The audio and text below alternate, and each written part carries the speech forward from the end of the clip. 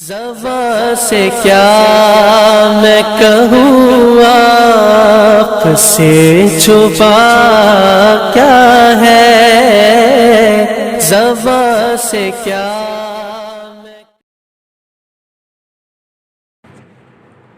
الحمدللہ رب العالمین والعاقبۃ للمتقین والصلاة والسلام علی سید الانبیاء والمرسلین اما بعد فاعوذ باللہ من الشیطان الرجیم بسم اللہ الرحمن الرحیم الصلاة والسلام علیک یا رسول اللہ وعلی آلک واصحابک یا حبیب اللہ۔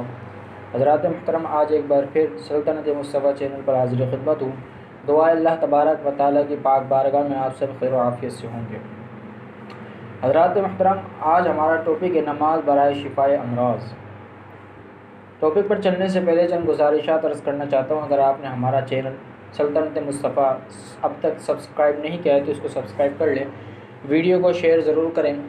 جب تک ویڈیو شیئر ہوتی رہے گی اللہ تبارک و تعالیٰ آپ کو، مجھ کو، ہم سب کو ثواب عطا فرماتا رہے گا۔ حضرات محترم، جیسا کہ آپ کو پتہ ہے پوری دنیا میں ایک وبا پھیلی ہے جسے کرونا وائرس کہا جا رہا ہے۔ سب لوگ اس کے حوالے سے پریشان ہیں۔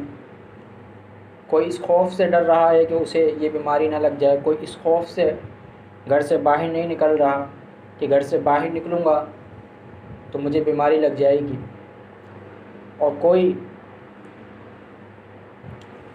کسی وجہ سے پریشان ہے، کوئی کسی وجہ سے پریشان ہے۔ لیکن رسول پاک صلی اللہ تعالی علیہ وسلم نے ہمیں ہر بیماری سے بچنے کا علاج عطا فرمایا ہے۔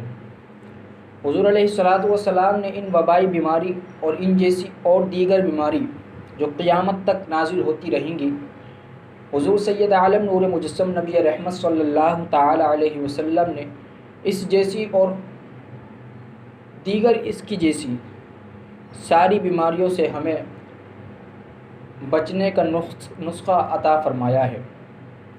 حضرات محترم، نماز برائے شفائے امراض جواہر خمسہ میں ہے